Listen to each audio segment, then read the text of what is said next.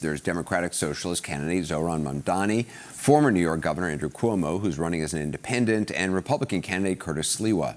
All of them have been busy crisscrossing the city campaigning. A new Marist poll out today of likely New York City voters show Mamdani with 48% over Cuomo's 32% and Sliwa's at 18%.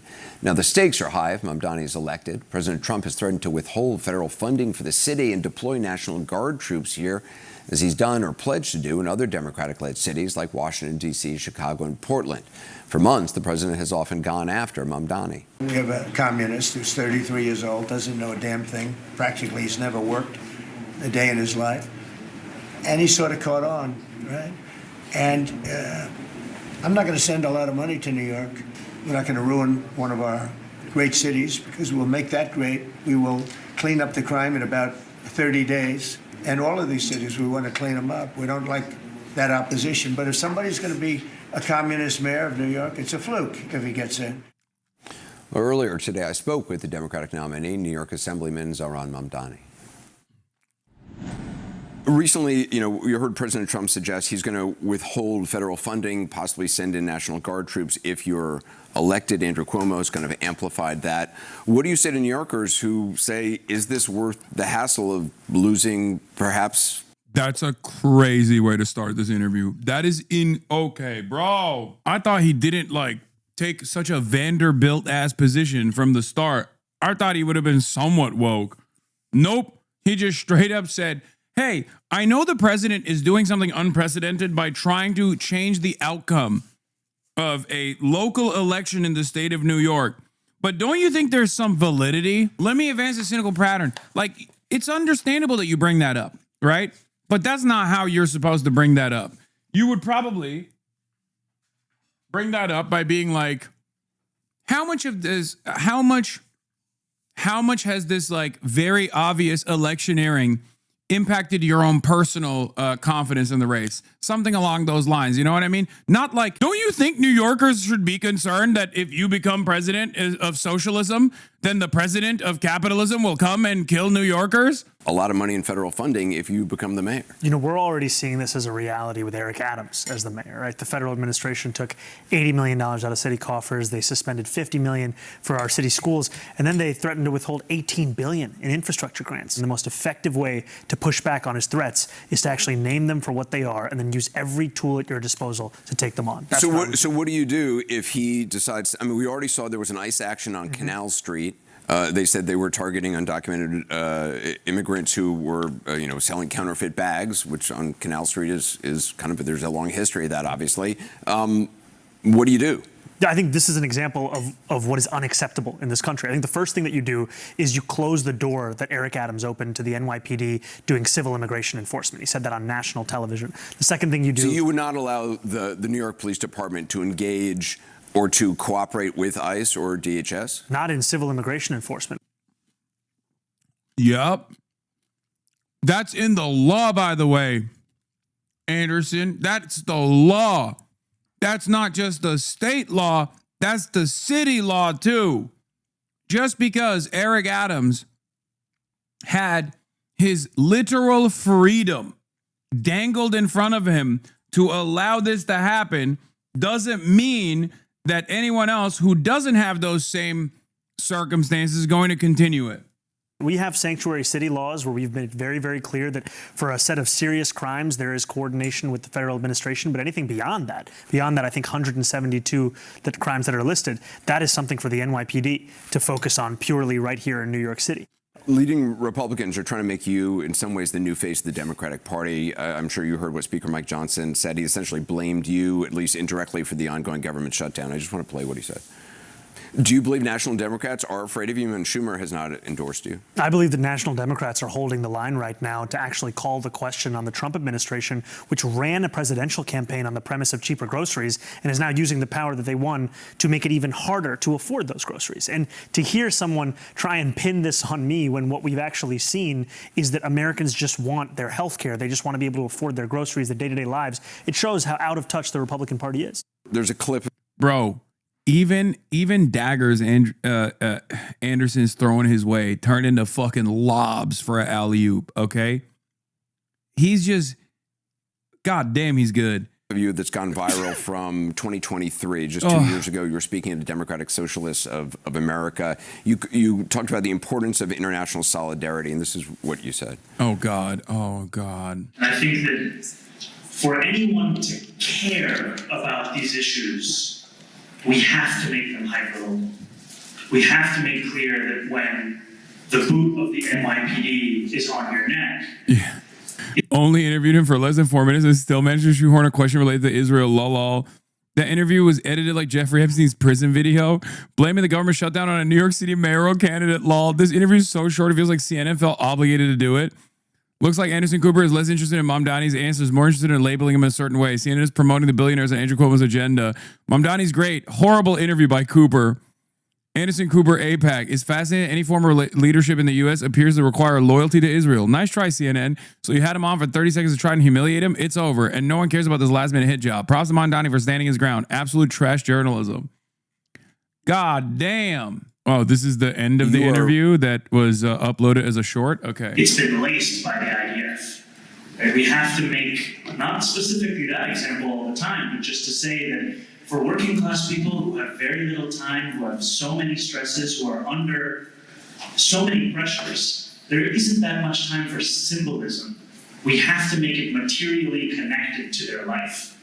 Because it's true. Because it's literally true, by the way. And everyone I've seen, I mean, this is always, as it pertains to Israel, this is the meta, this is the method. But everyone just goes, oh, this is anti-Semitism. This is anti-Semitic, sweetie. And it's like, why are you saying that? Why are you saying that it's anti-Semitic? It's an objectively true thing that he is talking about. Okay? It's just so funny that like everyone, when you want to defend Israel and you know Israel's done a lot of fuck shit, you just only have one option. Okay? Anti-Semitism. What does that mean? That was just 2 years ago. What does that mean that the boots of the NYPD have been laced by the IDF? It was a reference to training exercises that have taken place between the NYPD and the IDF. And I've spoken. Yeah. And not only that, but also all local police departments, the ADL, an Israeli Knesset grant funded. Well, the Canary mission is Israeli Knesset grant funded. I don't know if the ADL gets what kind of funding from Israel, but we do know it serves Israel.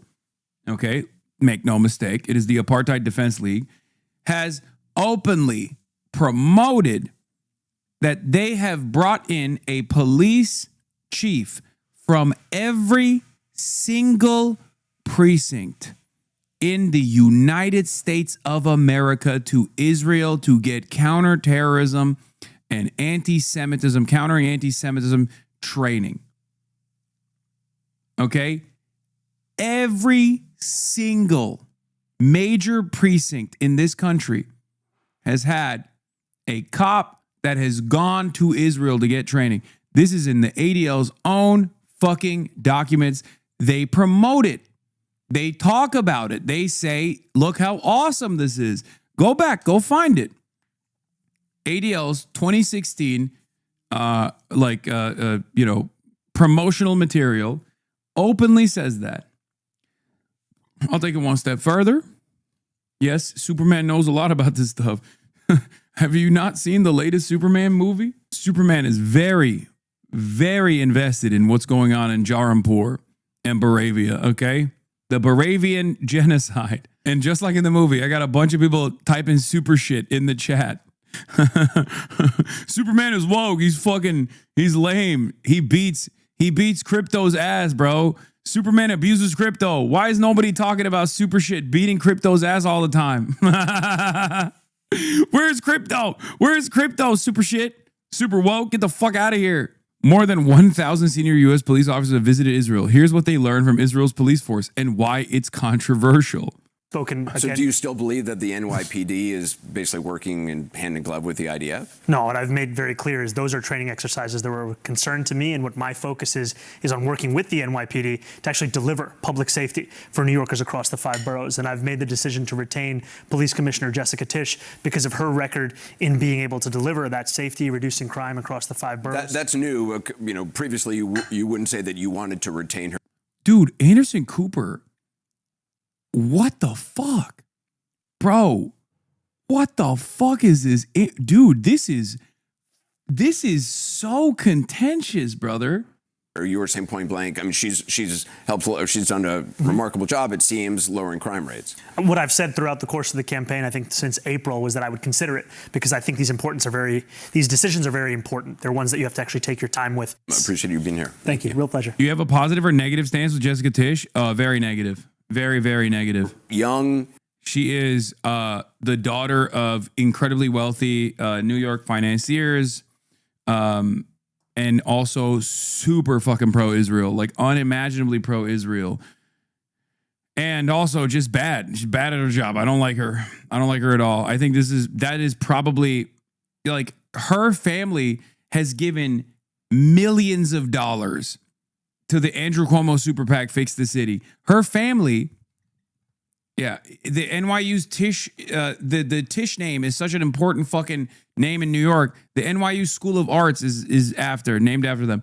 But also, listen. Her family has given Andrew Cuomo millions of dollars to pump anti-Zohran ads, which include your boy and Zohran dabbing each other up with the fucking title Google Hasan Piker 9/11. That's the fucking super PAC that her family funded.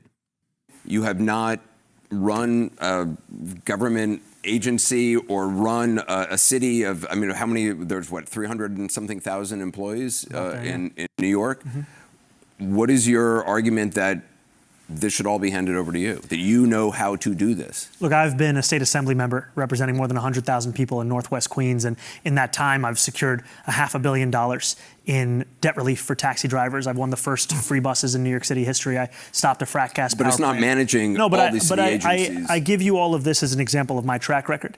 And what I've built over the course of this campaign is a team that now oversees more than 90,000 volunteers. And the way in which you build a team is you hire the best and the brightest, and you ensure you don't just inspire people, you can absorb that inspiration into an infrastructure. I've heard a lot of people running for office say that running the campaign, it's sort of similar to governing. And Okay, I don't want to watch this shit. Fuck. This is crazy. All right, this sucks.